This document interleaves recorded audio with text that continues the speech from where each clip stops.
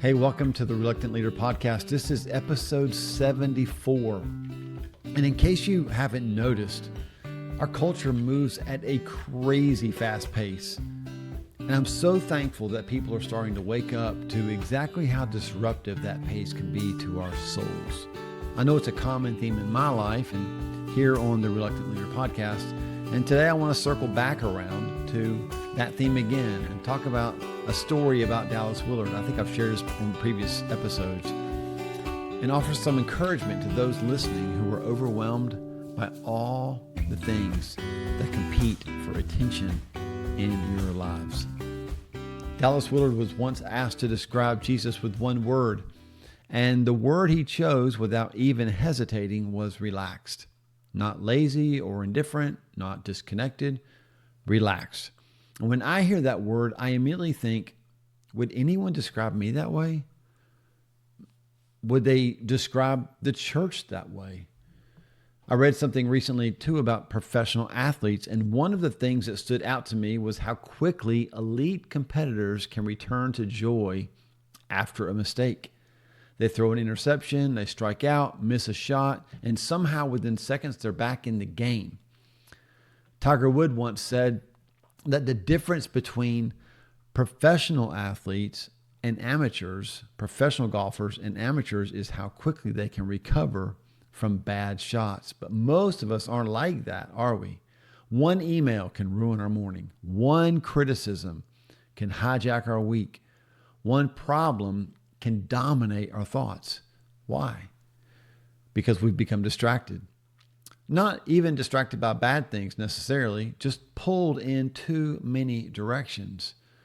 Paul knew something about that. In 2 Corinthians chapter 11, verse 28, after he had listed all the hardships that he was enduring, shipwrecks and being beaten almost to death, he adds this at the end. He says, besides all that, I face daily the pressure of my concern for all the churches. That word pressure, it's intense.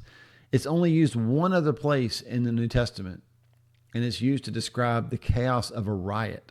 So Paul wasn't talking about that mild stress. He was describing daily pressure and weight and responsibility. And what was causing that? His concern for the churches. Now that's an interesting Greek study. The word translated concern is related to the same idea that Jesus uses when he talks about the worries of life choking out God's word in the parable of the sower. The root idea literally means to be divided, to be pulled apart, drawn in different directions. It's the picture of a person whose attention is scattered. And if we're honest, it describes a lot of us. We're pulled by responsibilities, pulled by expectations, by ministry and family and finances, by endless notifications from these devices, right? We know exactly what it feels like to be drawn in different directions. But then I think about another story when Jesus visited the home of Mary and Martha. Martha was busy. She was distracted. The text says she was distracted by many things. Literally, she was being pulled in different directions.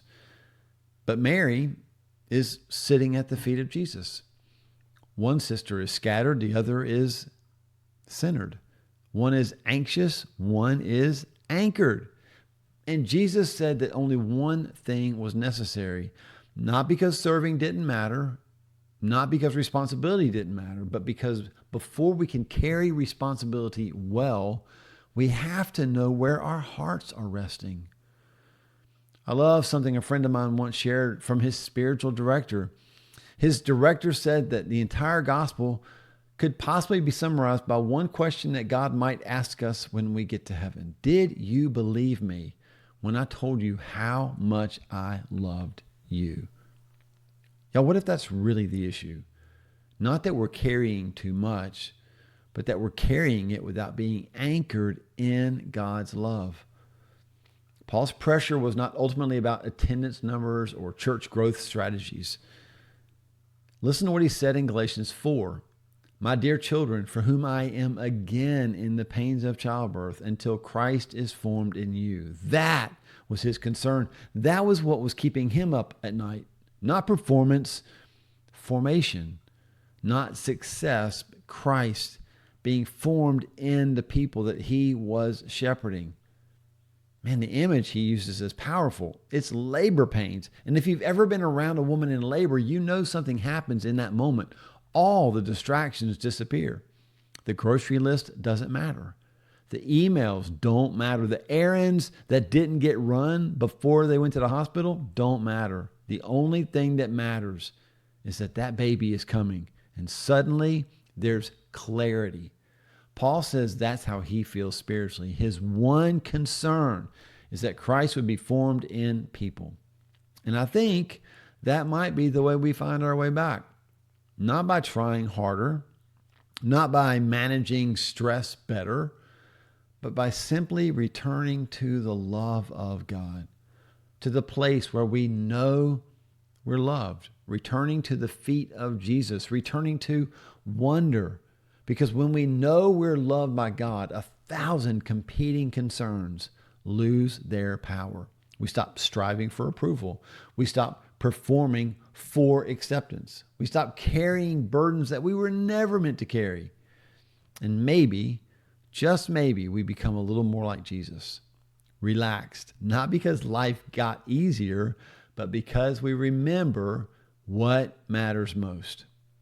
Did you believe him when he told you how much he loves you? Everything changes when the answer to that question becomes yes. I really hope that this encourages you, helps you find some freedom from distractions. And I want to remind you again, distractions aren't necessarily all bad. Sometimes we can be the most distracted with the best things, but we're never going to get it all done. So let's learn to just breathe, exhale, and rest in the love of the Father. Man, until next time, keep giving God your best and trust him to take care of the rest.